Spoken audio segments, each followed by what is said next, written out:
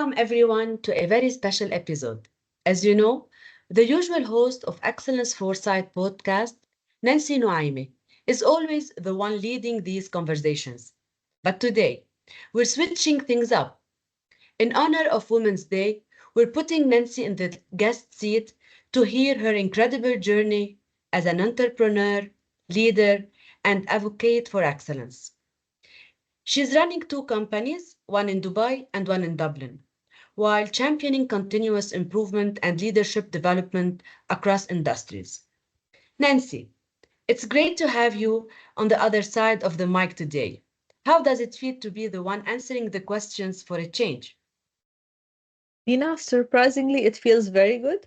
I'm proud to be on this side, and I look forward to what questions you have for me here today. And happy Women's Day to you and to all our audience. Thank you. You're an entrepreneur running two companies, one in Dubai and one in Dublin. That sounds like quite the juggling act. Tell us a little bit about this journey. Oh, definitely it was a wild ride so far.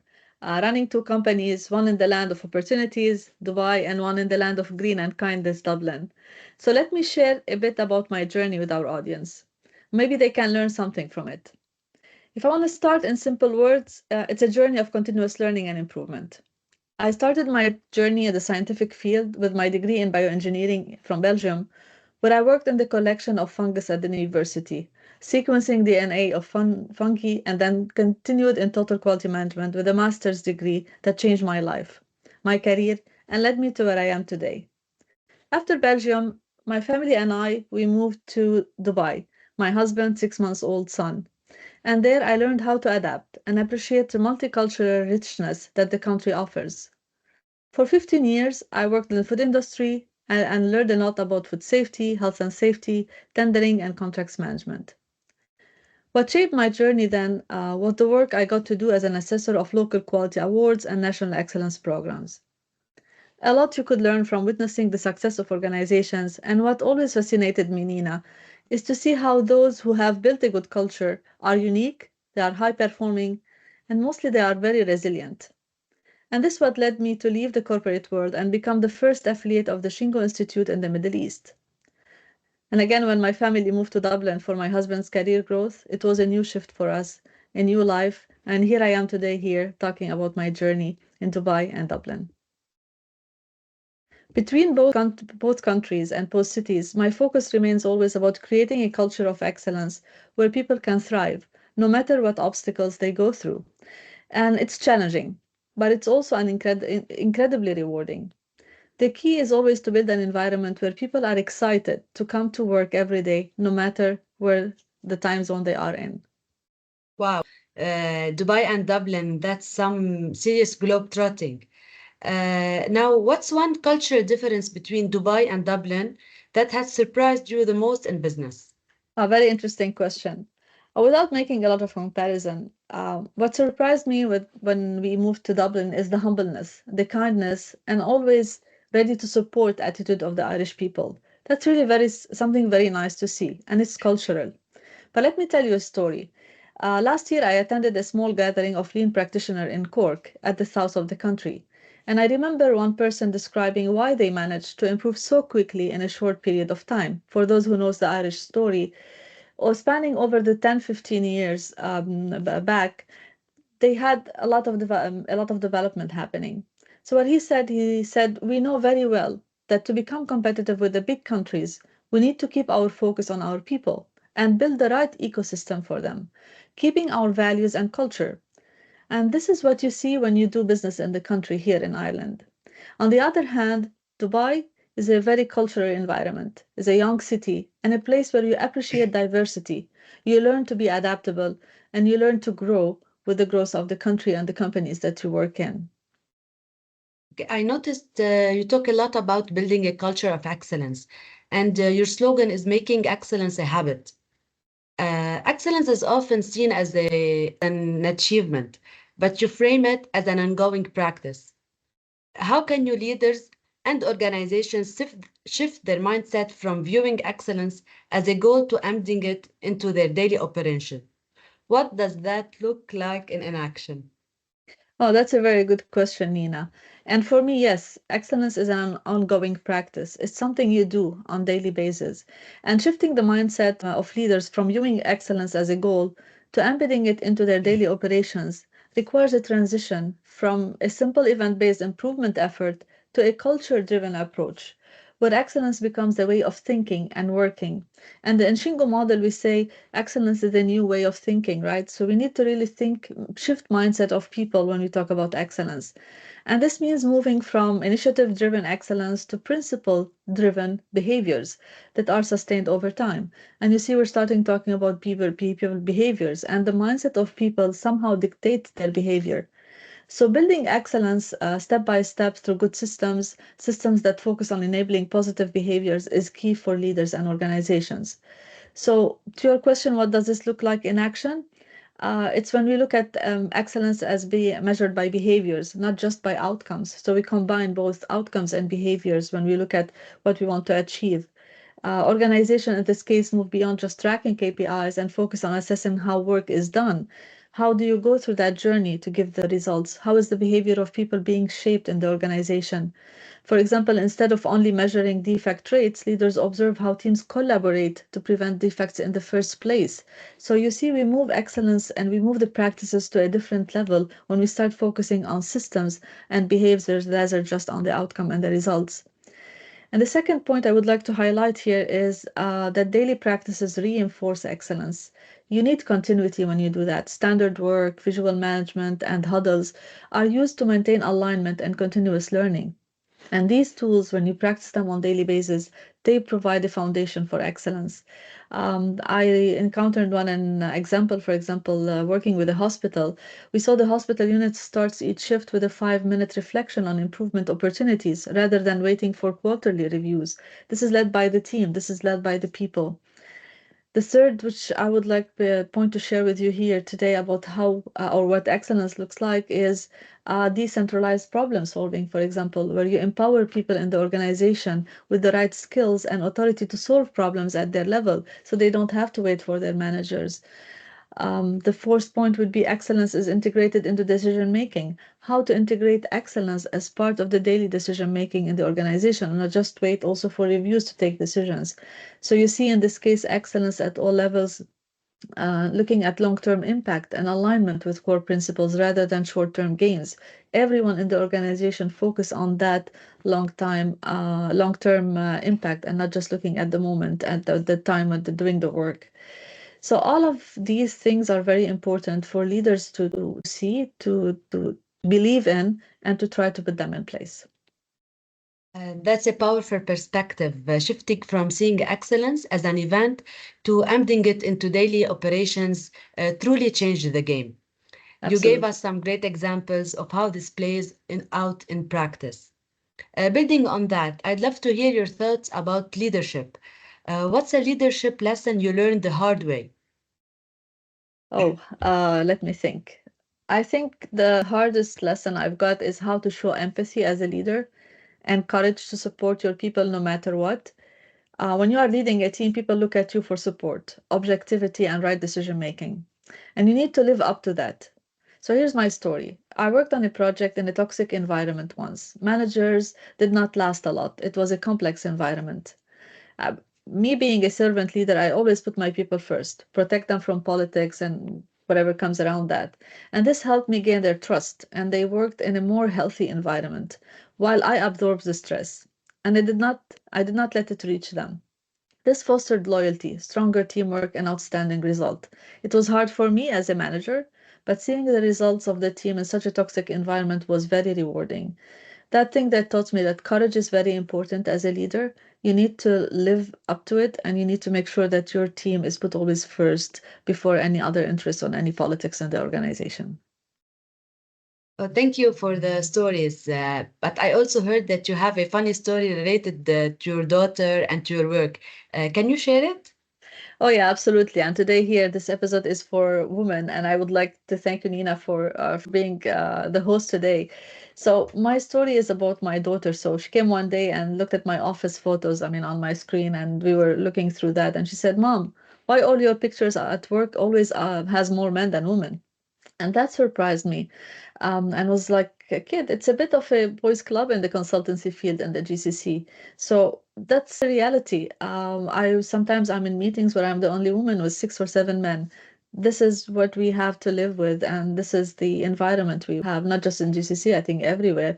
You when you work in a field where it's male dominated field, you'll end up sometimes being the only woman in the room.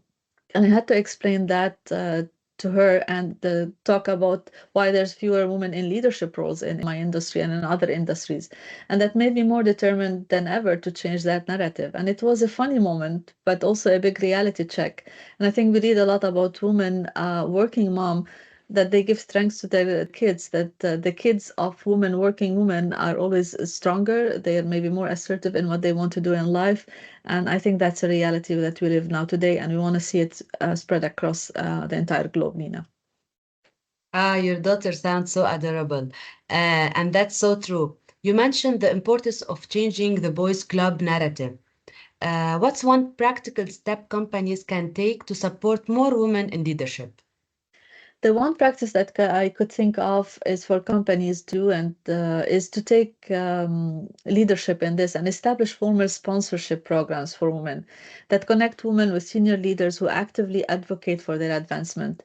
It's not just about mentorship; it's more than mentorship. It provides guidance, sponsorship that involves senior leaders using their influence to open doors, recommend women for leadership roles, and ensure they have visibility in key projects and decision-making opportunities. We need to create opportunities for women. We need to start with that, and then let the women show what they can deliver and how they can deliver. So I think that creating those opportunities for sponsorship programs would be one of the things that I recommend companies to do. It seems to me that you had really a tough road and journey in your business. What's a piece of advice you wish someone had given you earlier in your career? Yeah, I have one piece of advice I would like to share, but reflecting on the previous question, Nina, that now came to my mind something that when I started my first role in Dubai, and I had challenges making my voice heard in meetings, and I remember the CEO, I was reporting to him, he said, 10 years back, there was no woman in leadership in this company. We didn't have anyone who really was leading departments here who was a woman. And all the guys you're working with come from an environment male dominated. So we are in a great spot now, but we still have a lot to do. But that's where your challenge is, and I'm here to support you. I think this is very important also for women to have the right support behind them to be able to shine, as we say. So going to your question about the piece of advice which I would like to share here today, and I wish that I've heard in the beginning, is how to position yourself strategically, not just skillfully. I am a skillful person. I'm hands-on manager. And at a point in my career, I was not really focusing on how to position myself strategically. And I see other people, other managers, other people, young people sometimes, they know how to do that. And that makes a big difference. Know where you want to go and how to get there. And it's not enough to be great about what you do. You need to be intentional about how you position yourself, the career path you build, and your self-awareness. So if I want to talk a little bit about these three things, how to have good positioning, it's important for someone to understand his expertise and where it fits within the bigger picture of the industry, and align with strategic initiatives, build visibilities, ensure that the decision makers recognize your value in your organization. The leaders, they need to see you, they need to see your value. And opportunities don't just come from hard work, they come from being seen in the right places. Whether you're doing voluntary work or in your organization, it's important to focus on that. Second point is have clarity in your career path. Don't just take the next available step. Think ahead. Stop and think when you need to do that. Identify where you want to be in 5, 10 years down the line, and reverse engineer the skills, experiences, and networks needed to get there. It's very important. The network is very important. And that's what helped me really to be able to build my companies and be where I am now today. So seek roles that stretch your potential, not just ones that feel comfortable. It's really about planning, about looking at your career path and have a clarity where you want to go and how to get there. And the third point I mentioned, which is self-awareness as a strength, I truly believe in that. And I see it with kids also who are self-aware or kids who are less self-aware. I see that difference. It's about really continuously reflecting on your strengths, the gaps, and what truly drives you. Know when to pivot, when to double down, and when to challenge yourself. That all comes from self-awareness. The most successful careers are built by those who align their authentic strengths with the right opportunities. So you need to remain authentic to yourself, and find the right opportunities. And if I had embraced these principles earlier, I would have approached my career with even more strategic intent, I think, Nina. Thank you. So interesting. And this came to my mind. If you could give a TED talk on something other than business and leadership, what would it be? Oh, yeah, I think I already touched a little bit on that. I would definitely relate it to what I've just said about self-awareness and multicultural intelligence. In today's world, success is not just about skills or knowledge, it's about how well you understand yourself and how effectively you navigate different cultures and perspectives. And too often, professionals focus solely on external achievements without reflecting on who they are, what really drives them, and how cultural intelligence play a role in their growth. So, self and awareness should be a career compass. How to recognize your strengths, values, and blind spot can help you position yourself strategically. And for multicultural intelligence, I think understanding different culture mindset is essential for building influence and impact in your career. So that would be the talk that I would really share with the wider audience. It seems you're so energetic and dynamic person. What is the one daily habit that keeps you energized and focused? And what is your message to women on Women's Day? Look, I'm lucky enough to have known some incredible women who inspired me every day. I have friends like Kaba Sha'ar. I met a new lady which I hosted it on my podcast, Olive Murphy. I've met a very good network of women across my career. And these women are rock stars in their fields, and they remind me how important it is to lift each other. And my message is simple. You're not just capable, you're unstoppable. What gives me my energy is my family, is my kids, my husband, who's very supportive to what I do, and the way I think I was raised by parents that had impacted my life because they were also entrepreneur, and I saw them building their career from scratch after the company that they were working in burned. And they had to really, both of them found themselves without a job. So I think it's important to find your own motivation, know yourself, find what motivates you, and be surrounded by a good network of family, friends, and colleagues and like-minded people who supports you. And I think having been on ASQ board and having been a member leader for long, I was lucky to have that. And whether you're running a business, leading a team, or just living your best self, you deserve to be seen, heard, and celebrated every day, not just on Women's Day. So I think as women, we strive to shine, we strive to demonstrate our potential, but we are definitely there and we can do much more. And with the right support, we can really be so proud of what we're doing and celebrate that on daily basis. That's such a strong message. Any final words for the woman watching today? Oh, absolutely. For all ladies listening to us, so please keep shining. Don't let anyone tell you what you can do, especially when they haven't walked in your shoes. Being a woman is hard, is challenging, is overwhelming sometimes when you have a family, but also a unique role. And the world needs more women leading with heart, passion, and of course, excellence. And I focus a lot on excellence. So let's keep breaking those barriers down and have a little fun while we're at it. I was reminded many times that I need to have fun, and I think I'm in a stage where I'm doing that very frequently, and I'm happy to be at this stage in my career. So happy Women's Day to all. Nancy, this has been such an inspiring conversation. From leading businesses across continents to breaking barriers for women in leadership, your journey is a testament to making excellence a habit. To everyone listening, I hope you're walking away with insights, motivation, and maybe even a new perspective on leadership and continuous improvement. Thank you all for tuning into this special Women's Day episode. If you enjoyed this conversation, don't forget to follow the podcast, share it with someone who needs to hear it, and stay connected with Nancy for more insights on excellence and leadership. Nancy, any final words before we sign off? Yes, thank you, Nina, very much for hosting me. But what I would like to end up with is three words: courage, authenticity, and purpose. And it's important for everyone, women or men too, and kids and young professionals, is to focus on that. So own your journey, support each other, and never be afraid to take up space. Our voices, our vision, and our leadership is really something that matters. So go out there, make an impact, and happy Women's Day, everyone. And with that, we wrap up today's episode. Thank you, Nancy, for sharing your wisdom and energy with us. And to all the women and everyone listening, keep striving for excellence, keep breaking barriers. And Nancy will catch up with you in the next episode. Thank you very much, Nina. Thank you.